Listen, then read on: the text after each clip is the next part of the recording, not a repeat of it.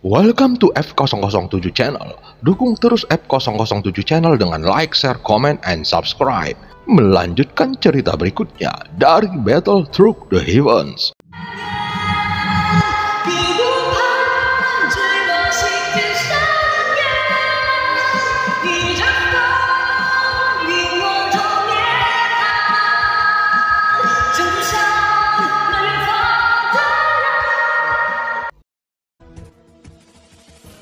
Pada part sebelumnya, setelah melihat permaisuri, Juchi akhirnya mengerahkan pasukan dan kedua avatarnya untuk menghadapi Taisu.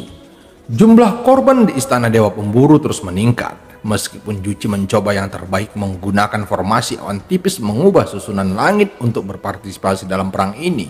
Namun korban masih tak terelakkan. Situasi di pihak Taisu masih belum optimis, dan banyak orang dari Istana Dewa Pemburu dapat dengan jelas memahami situasi pertempuran. Kebanyakan dari mereka bertarung di sekitar Jiuying, binatang langit iblis abadi, dan naga besar skala darah. Tentu saja, selain ratusan ribu orang ini, Istana Dewa Pemburu juga memiliki tim yang terdiri dari ratusan binatang buas yang sangat kuat, yang terus-menerus bergegas ke medan perang. Adapun Xiaoyan, dia melambaikan penguasa berat Suan, dan sayap Valkyrie di belakangnya memungkinkannya untuk berpindah-pindah melintasi medan perang dengan kecepatan yang sangat cepat. Hanya dalam waktu singkat, Xiaoyan telah memusnahkan beberapa Taisu. Setelah ratusan ribu pasukan dari Istana Dewa Pemburu dan ratusan binatang buas bergabung di medan perang, ribuan orang Taisu segera tidak dapat menahannya lagi. Melihat situasi ini, ekspresi Juyao sangat suram. Jelas, tidak mungkin untuk menghindari pertempuran dan menunda-nunda saat ini. Jika dia bertahan, maka ribuan Taisu yang menyerang mungkin akan mati dalam pertempuran. Dan tentu saja, ini bukan yang ingin dilihat oleh Juyao. Jumlah Taisu yang datang ke alam Suanyin tidak banyak, sehingga jika beberapa ribu orang hilang, itu akan menjadi hasil yang sangat tragis dan tidak dapat diterima oleh Taisu. Jadi melihat situasi seperti itu, Juyao hanya bisa mengangkat tangannya. Cahaya dingin melintas di tangannya dan pedang panjang yang dingin muncul. Jenderal Taisu akan mematuhi perintah, tidak menyia-nyiakan upaya, apapun konsekuensinya, bunuh. Begitu suara Juyao turun, kekuatan Taisu yang berada di belakangnya tidak ragu setelah menerima perintah Juyao. Saat berikutnya, ribuan sosok keluar dengan kekuatan penuh. Juyao berada di antara mereka. Tampaknya dia tidak berencana untuk berhenti dan menonton pertempuran. Di matanya, dia berusaha untuk menunda waktu sebanyak mungkin, tetapi dia juga tahu bahwa hanya masalah waktu sebelum Taisu juga harus menghadapi pertempuran ini.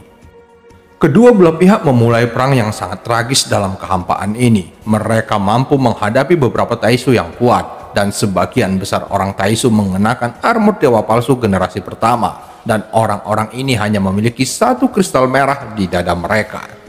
Jadi selama mereka menemui jalan buntu atau mencoba yang terbaik untuk mengkonsumsinya, maka ratusan orang dapat membunuh seorang Taisu. Tentu saja, ini hanya taktik yang diatur oleh Juchi, dan sebelum perang pecah, itu semua omong kosong. Karena di saat berikutnya, 6 dewa Taisu di belakang puluhan ribu orang Taisu membuka mulut besar mereka. Aliran cahaya terbang keluar dari mulut mereka dan kemudian menyapu medan perang, yang akhirnya itu jatuh ke setiap kristal merah dari prajurit Taisu yang akan kehabisan kekuatan. Melihat pemandangan ini, mata Juchi tiba-tiba menyusut. Itu bisa diisi ulang. Para pejuang Taisu yang awalnya melemah dalam kekuatan tempur, ketika sinar jatuh ke dalam kristal merah di dada mereka, mereka sekali lagi memperoleh kekuatan abadi yang cukup, yang segera mengubah situasi pertempuran. Setidaknya jika ingin membunuh Taisu saat ini, konsumsinya tidak akan banyak berguna. Jika mereka tidak dapat membunuh prajurit Taisu, maka lebih banyak prajurit dari Istana Dewa Pemburu yang akan terbunuh di medan perang. Jika kebuntuan ini terus berlanjut, bahkan jika ada ratusan ribu pasukan di Istana Dewa Pemburu, mereka mungkin akan dibunuh oleh 6 kepala Taisu yang terus-menerus memasok kekuatan pasukan Taisu. Kita harus menemukan cara untuk menyingkirkan perbekalan mereka. Kalau tidak, kita tidak akan bisa menang. Suara Juci terdengar, avatarnya tidak jauh dari Xiaoyan. Kemudian matanya menatap Xiaoyan dan dia bisa melihat mata yang memohon itu. Meskipun dia memiliki hubungan yang menentukan dengan Xiaoyan, tapi saat ini Juci tidak peduli dengan takdir apapun. Dia hanya ingin menjaga setiap makhluk di Istana Dewa Pemburu sebanyak mungkin. Dia tidak memiliki kemampuan untuk mengendalikan Dewa Taisu, dan dia tidak tahu bagaimana menyelesaikannya. Melihat operasi aneh Xiaoyan sebelumnya, dia menjarah beberapa Dewa Taisu. Jadi dia menaruh harapannya pada Xiaoyan. Mata Xiaoyan sedikit menyipit. Juci bersedia bertarung berdampingan dengannya saat ini. Meskipun itu lebih karena ketidakberdayaan, tetapi singkatnya, musuh adalah teman. Membantu Istana Dewa Pemburu saat ini juga membantu dirinya sendiri. Apa yang harus dia hadapi adalah kekuatan yang kuat seperti Taisu. Jika bukan karena Juci dan Istana Dewa Pemburu, itu akan sangat merepotkan untuk menghadapinya. Xiaoyan memandang Dewa Taisu dengan mulut besar di ujung dan kemudian perlahan mengangkat tangannya ke belakang. Dia ingin terus menggunakan kekuatan Lingsu untuk menjadikan Dewa Taisu ini miliknya. Selama tidak ada persediaan, hanya masalah waktu untuk memusnahkan puluhan ribu orang Taisu di bawah upaya bersama Xiaoyan dan Istana Dewa Pemburu. Namun masalah yang dihadapi adalah jika tidak dapat menghilangkan spiritual 6 Dewa Taisu dan mereka terus memasok kekuatan keabadian, maka situasinya akan sebaliknya. Tepat ketika Xiaoyan hendak menggunakan Lingsu untuk mengendalikan 6 Dewa Taisu yang tersisa, rasa krisis tiba-tiba datang dari pihak Xiaoyan. Xiaoyan segera menarik lengannya, mengangkat penguasa perasuan di tangannya, dan bergerak ke samping untuk memblokirnya. Hampir pada saat Xiaoyan mengangkat penguasa perasuan, cahaya dingin baru saja mengenai penguasa perasuannya, dan terdengar suara emas dan besi yang memekakkan telinga bertabrakan. Dan percikan api berterbangan kemana-mana pada saat terjadi tabrakan. Lengan Xiaoyan juga mengerahkan kekuatan secara instan, dan kekuatan yang kuat mengguncang cahaya dingin. Pada saat ini, dia melihat sumber cahaya dingin tidak jauh dari Xiaoyan. Sesosok berdiri dengan mengesankan, memegang pedang panjang dengan cahaya dingin. Cahaya dingin berkedip pada bilahnya, dan orang bisa tahu itu adalah senjata yang luar biasa. Tapi baru saja pedangnya mendarat di penguasa perasuan dan melihat tubuh penggaris yang tidak bergerak, sosok di ujung jauh jelas sedikit membeku. "Oh, sepertinya kamu adalah pemimpin mereka." Xiaoyan melihat sosok di kejauhan dan berkata perlahan, "Armor dewa palsu akan melekat pada tubuh sesuai dengan tubuh masing-masing orang, dan ini juga merupakan kekuatan dari armor dewa palsu." Oleh karena itu, sekilas terlihat bahwa sosok di depannya adalah seorang wanita. Meski tidak sombong, namun tetap menonjol sampai batas tertentu. Meskipun dia mengenakan pelindung wajah, Xiaoyan sekilas mengenali bahwa orang yang menyerangnya di depannya adalah Juyao yang menatap matanya ketika dia berbicara. "Senjatamu sangat menarik. Sebenarnya tidak ada goresan di bawah pedang sumihanku." Juyao di dalam armor dewa palsu tidak menyembunyikannya dan tidak menjawab pertanyaan Xiaoyan, seolah-olah dia sudah menyetujui identitasnya. "Ya, namanya penguasa perasuan.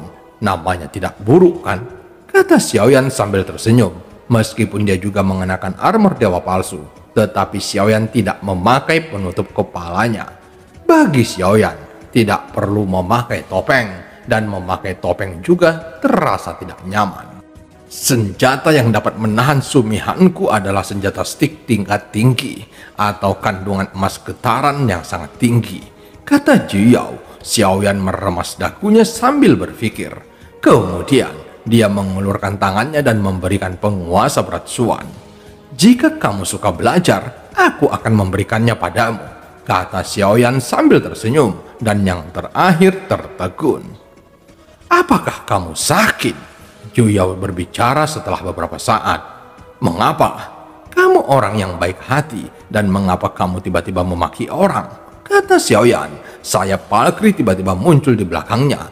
Dia mengangkat tangannya dan tiba-tiba mengayunkan penguasa perasuan dan melemparkannya ke Juyao.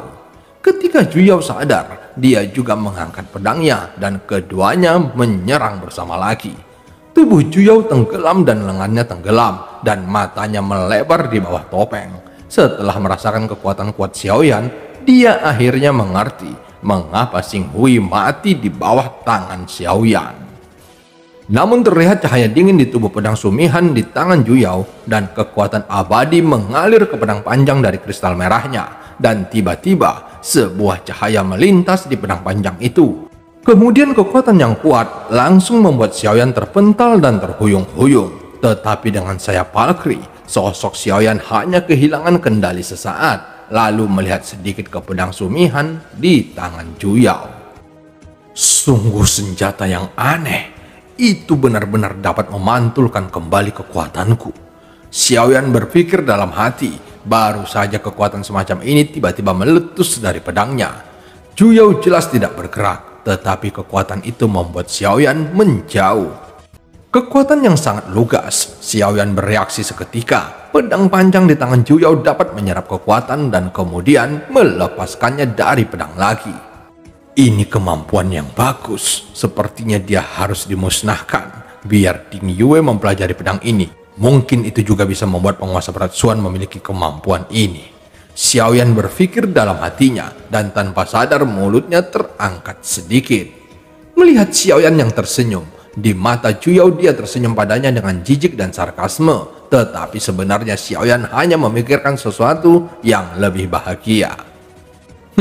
Bahan senjatamu bagus, tetapi sayang sekali itu hanya segumpal bahan. Juyao berkata dengan dingin. Begitu dia selesai berbicara, sosoknya tiba-tiba berakselerasi dan dia melesat ke arah Xiaoyan dengan gerakan yang tidak teratur. Pedang panjang di tangannya bahkan diseret dan kemudian mengayunkan pedang panjang itu dengan keras. Kemudian itu berubah menjadi 100 bayangan pedang dan menyelimuti Xiaoyan. Melihat pemandangan ini, mata Xiaoyan tiba-tiba menunjukkan sedikit keterkejutan. Bukan karena dia merasakan ancaman yang kuat, tetapi karena dia merasa pemandangan di depannya tidak terbayangkan. Keterampilan bertarung. Xiaoyan bertanya dengan heran. Bahkan saat ini, Xiaoyan belum pernah melihat satupun dari puluhan ribu orang Taisu di seluruh medan pertempuran menampilkan keterampilan bertarung. Karena kekuatan mereka sendiri terlalu lemah. Dan sekarang keterampilan bertarung ditampilkan. Itu tidak masuk akal. Sejauh ini adalah pertama kalinya Xiaoyan melihat lawan menampilkan keterampilan bertarung saat dia bertarung dengan seseorang dari Taisu. Ratusan bayangan pedang semuanya mengandung kekuatan keabadian dan kekuatan mereka sangat mengesankan. Sayap Valkyrie di belakang Xiaoyan muncul lagi dan kemudian menghindari bayangan pedang dengan kecepatan yang sangat cepat. Ketika serangan bayangan pedang ini menyelimuti Xiaoyan, dia memiliki banyak kekurangan untuk menghindari bayangan pedang. Dan 100 bayangan pedang ini jelas merupakan serangan domba. Pedang asli Juyao sebenarnya tersembunyi di dalamnya. Dan dia sedang menunggu Xiaoyan untuk menunjukkan kekurangannya. Tapi saat ini, Xiaoyan penuh dengan kekurangan. Cahaya dingin meraung dan Xiaoyan merasakan kekuatan yang benar-benar mengancam. Jika Xiaoyan bisa merasakan kekuatan yang mengancam, itu pasti bisa melukai tubuh abadi dewa asli. Terlihat Juyao berniat membunuh Xiaoyan dengan satu pukulan. Pedang ini mengandung kekuatan abadi yang agung. Sosoknya muncul dari bayang-bayang pedang seperti hantu, lalu mengangkat Sumihan di tangannya dan menusuk jantung Xiaoyan dari sudut yang sangat rumit. Dia tidak tahu apa kekuatan Xiaoyan, tapi setidaknya dia tidak menganggap kepala adalah titik lemah Xiaoyan, dan jantungnya lebih mematikan bagi kebanyakan makhluk abadi. Namun saat dia muncul di depan Xiaoyan, seluruh jiwanya tiba-tiba membeku dan sosok Xiaoyan tercermin di matanya. Seperti membunuh Xing Hui, Yao Beng digunakan pada saat kritis. Meskipun armor dewa palsu sangat kuat, tampaknya itu tidak dapat memblokir kekuatan Yao Beng. Ini adalah berita bagus untuk Xiaoyan. Baiyan pasti akan sangat berguna dalam berurusan dengan Taisu. Dan saat ini, alasan mengapa Xiaoyan tidak menggunakan Baiyan dengan enteng adalah karena dia ingin menyimpan kartu haulnya sebanyak mungkin. Meskipun Bayan dapat memiliki efek pada orang Taisu dan armor dewa palsu tidak dapat sepenuhnya memblokir Bayan, namun itu masih memiliki efek perlindungan tertentu dan mereka akan tersadar secepat mungkin. Ketika Juyao pulih dari Yao Beng, sosok Xiaoyan muncul di depannya. Juyao tidak tahu apa yang terjadi pada saat itu, tetapi perasaan itu membuatnya merasakan ketakutan yang tak ada habisnya. Saat Juyao sadar kembali, dia menembak mundur secepat yang dia bisa dan segera merasa bahwa dia tidak terluka sama sekali. Beberapa saat yang lalu, Xiaoyan bisa memberinya pukulan fatal, tetapi Xiaoyan tidak melakukannya. Setelah Juyao menstabilkan tubuhnya dan bereaksi untuk melihat Xiaoyan, Xiaoyan melihat ke atas dan ke bawah dengan pedang sumihan di tangannya. Ya, ini memang pedang yang bagus. Sayang sekali aku tidak terlalu suka menggunakan pedang, tapi tidak apa-apa. Jika aku memberikan pedang ini kepada Feng Feng, dia pasti sangat senang, gumam Xiaoyan, dan dia berkata menghadapi Juyao, dan Xiaoyan mengangkat pedang panjang yang telah direnggutnya dari tangan Juyao. Kamu mencari kematian? Juyao memarahi dengan marah. Jelas pedang sumihan ini sangat penting bagi Juyao. Setidaknya itu adalah salah satu kartu trupnya. Namun, Xiaoyan tampaknya mengabaikan raungannya dan memasukkan pedang sumihan ke cincin penyimpanannya sendiri dan kemudian menatap Juyao. Sama-sama, Xiaoyan menjawab sambil tersenyum. Juyao bahkan lebih marah. Ini bukan untukmu. Terima kasih. Kembalikan pedangku. Jika kamu memiliki kemampuan, kita akan saling berhadapan dan berhenti memainkan trik kotormu. Juyao tampaknya sangat marah pada Xiaoyan, dan jelas dia menganggap pedang sumihan sangat serius. Dia masih memiliki banyak trik yang mengandalkan pedang sumihan. Sekarang pedang itu diambil oleh Xiaoyan, dan Juyao menjadi sangat bingung. Trik jahat? Aku tidak senang ketika kamu mengatakan itu. Jangan berpikir bahwa jika kamu memberiku pedang, aku akan memukulmu dengan ringan. Bahkan jika kamu dalam kondisi yang baik, kamu harus dipukuli dan dibunuh jika kamu mau untuk dipukuli, kata Xiaoyan, meskipun ada senyum di wajahnya, tetapi ada niat membunuh di matanya. Juyao pasti pemimpin dari banyak Taisu ini, yang disebut untuk menangkap pencuri pertama-tama harus menangkap rajanya, dan saat ini semuanya dikirim ke Xiaoyan. Ini adalah hal yang sangat baik dan tentu saja Xiaoyan tidak akan melepaskannya. Dan alih-alih menunda terlalu banyak waktu, setelah Juyao ditangani, 6 dewa Taisu yang tersisa juga harus ditangani untuk mengunci kemenangan ini.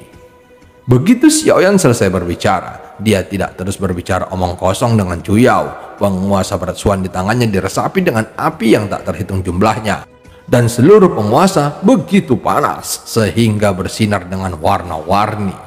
Saat berbicara, Xiaoyan mengangkat tangannya dan menebas udara. Penguasa menelan api dan guntur. Saat satu kaki diayunkan, gelombang api naik ke langit dan seluruh gelombang api panjangnya ribuan kaki. Api agung dikelilingi oleh inti guntur dan kemudian menyelimuti Juyao. Dan yang terakhir sangat dekat dengan Xiaoyan, jadi sepertinya sudah terlambat untuk menghindar. Tetapi serangan semacam ini tampaknya tidak begitu menyilaukan dalam kehampaan yang luas dan pertempuran dengan banyak orang saat ini, karena semua orang bertempur dan tidak peduli dengan pertempuran lain di sekitar mereka. Xiaoyan menatap lautan api dan Xiaoyan tiba-tiba mengangkat penguasa berat Suan lalu menebas dari belakangnya. Suara emas dan besi bertabrakan terdengar bergema lagi, dan bukan Juyao yang melancarkan serangan diam-diam di belakang Xiaoyan. Orang ini memegang pedang besar yang tampaknya berukuran hampir sama dengan penguasa berat Suan Xiaoyan. Sosoknya kekar dan itu jelas laki-laki. Serangan diam-diam. Aku khawatir ini adalah langkah yang menyeramkan. Xiaoyan memegang penguasa berat Suan dan bertarung melawannya. Itu hanya pemborosan yang lahir di alam tingkat rendah. Jika bukan karena sumber daya yang melimpah, bagaimana mungkin kamu memiliki kualifikasi untuk bertarung melawan Taisu? Suara berat pria itu datang dari balik topengnya, dan di dadanya ada 2 kristal merah. Meskipun ada celah dengan 3 kristal merah milik Juyao, tetapi melihat seluruh medan perang di antara hampir 10.000 orang di Taisu, hanya ada sedikit orang dengan 2 kristal merah di dada mereka. Orang-orang Taisu yang memiliki 2 kristal merah jelas memiliki kekuatan tempur terbaik di antara orang-orang ini. Xiaoyan sudah merasakannya ketika dia bertarung satu sama lain dengan Xing Hui. Dibandingkan dengan mereka yang bertarung satu sama lain sebelumnya, peningkatan yang dibawa oleh 2 kristal merah dan latar belakang energi asalnya secara mengesankan sebanding dengan langkah ketiga atau bahkan langkah keempat keabadian Kaisar. Xiaoyan tidak tahu sebelumnya bahwa selain perbedaan jumlah kristal merah, armor dewa palsu juga memiliki perbedaan generasi yang bahkan lebih penting daripada kristal merah.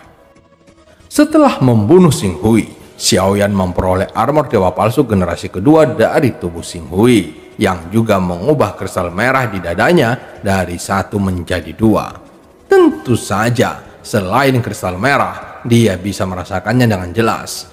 Dibandingkan dengan armor dewa palsu sebelumnya, armor dewa palsu Xing Hui lebih kuat.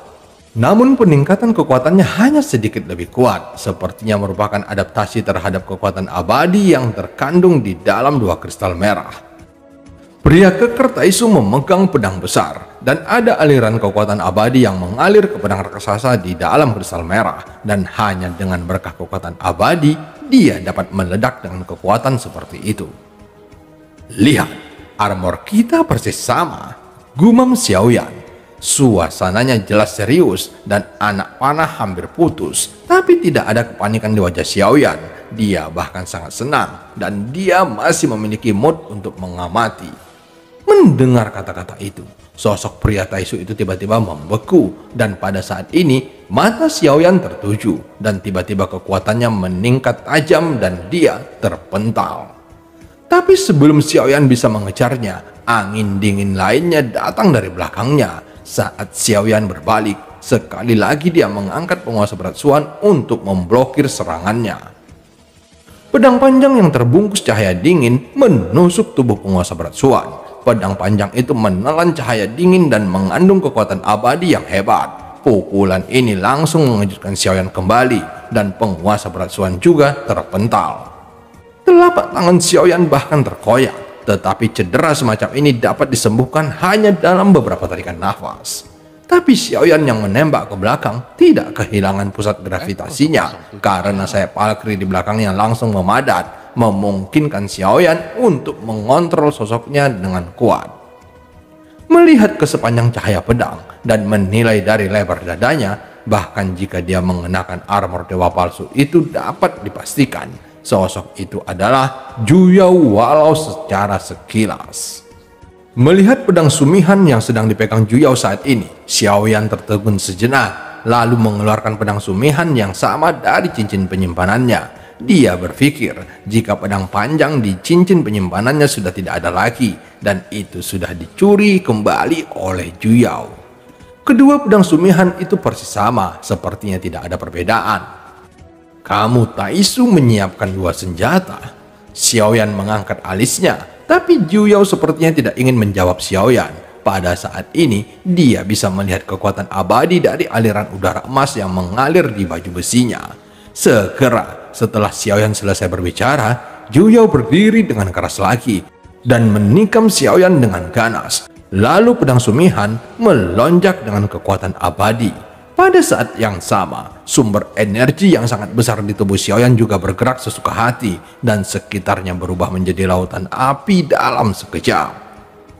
Sekarang ketika dia melemparkan alam dewa api segudang lagi, Xiaoyan tidak berhati-hati seperti sebelumnya, yang khawatir energi sumber akan habis, dan 40 miliar energi sumber dapat digunakan Xiaoyan sesuka hatinya. Lautan apinya adalah semua api hitam yang terlihat lebih aneh dari api biasa. Jika Juyao ingin menyerang Xiaoyan, dia harus melangkah ke alam dewa api segudang Xiaoyan. Itu tergantung pada apakah pertahanan armor dewa palsu cukup baik dan tidak bocor. Selama sinar api abadi memasuki armor, maka Xiaoyan bisa masuk melalui api abadi untuk mengekstrak vitalitas Juyao. Melihat sosok Juyao yang bergegas ke arahnya, Xiaoyan juga mengangkat tangannya dan mengayunkannya. Api itu seperti letusan gunung berapi, bergolak dan meledak ke arah Zhu dengan fluktuasi menakutkan. Zhu yang mendekat juga tidak mengelak. Sosoknya sepertinya bergerak ke arah Xiaoyan lebih cepat lagi. Dia mengayunkan pedang panjang dengan cahaya dingin di tangannya, lalu menebas dengan keras. Cahaya dingin yang berkedip-kedip melonjak seketika, berubah menjadi energi pedang setinggi 100 kaki, lalu meledak ke arah gelombang api yang diluncurkan oleh Xiaoyan. Hanya ada suara keras dan energi pedang langsung mengalahkan gelombang api Xiaoyan. Tapi Xiaoyan tidak berhenti dan mengayunkan satu kaki lagi di depannya. Zhu juga mengayunkan pedang yang sama, mengalahkan serangan Xiaoyan lagi sampai Xiaoyan mengayunkan kaki ketiga. Dia tiba-tiba merasakan fluktuasi aneh datang dari sekelilingnya. Pada saat ini, Zhu telah memasuki alam Dewa Api Segudang ketika dia akan menyerang Xiaoyan. Keterampilan bertarung ini digunakan bersama dengan alam Dewa Api Segudang. Setelah 3 tebasan, alam Dewa Api Segudang akan meledak dengan kekuatan penghancur terkuat. Setiap sinar api di sekitar menjadi sangat gelisah, dan saat Xiaoyan mengayunkan tebasan ketiga, sepertinya dia bahkan bisa mendengar api ini menjerit. Alam Dewa Api Segudang berkumpul dalam sekejap, berubah menjadi bola api, menyelimuti Zhu di dalamnya, dan saat ditutup itu juga meletus. Seluruh bola api meledak seolah-olah ditampar dengan keras dari atas ke bawah oleh telapak tangan raksasa. Kekuatan yang mengamuk menyapu Zhu dan sosoknya juga melesat mundur dengan ledakan bola api, dan sosoknya terhuyung-huyung beberapa langkah pada saat ledakan. Namun pukulan yang tampaknya sangat dahsyat ini tidak menyebabkan kerusakan yang berarti pada Zhu. Dari sini terlihat bahwa kekuatan pertahanan dari armor dewa palsu di tubuhnya bahkan lebih menakjubkan. Tetapi meskipun dia tidak terluka, Zhu selalu dalam keadaan fasib dalam pertempuran antara dia dan Xiaoyan, dan sebagian besar serangan berikutnya digunakan untuk meredakan serangan Xiaoyan. Ini membuat Zhu semakin tidak senang. Setelah tubuhnya terguncang, kecepatannya tiba-tiba meningkat tajam, dan terlihat sosoknya berubah menjadi pelangi panjang, dan pelangi panjang ini bukanlah garis lurus, melainkan bentuk ular yang menuju Xiaoyan. Sepertinya dia ingin lebih dekat untuk melawan Xiaoyan, tetapi Xiaoyan mencegahnya mendapatkan apa yang diinginkannya. Tetapi pada saat ini, tampaknya Zhu benar-benar marah. Xiaoyan membeku dan meninju. Naga guntur 1000 ilusi.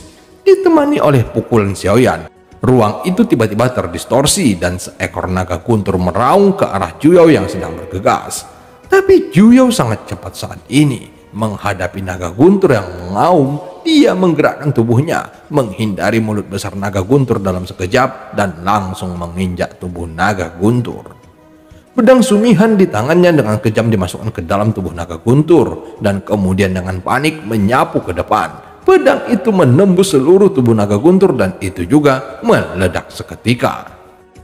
Kemudian dia mengayunkan tarian pedangnya dengan kecepatan yang sangat cepat, menutupi Xiaoyan. Keterampilan bertarung tubuh yang sangat baik dan keterampilan pedang yang baik.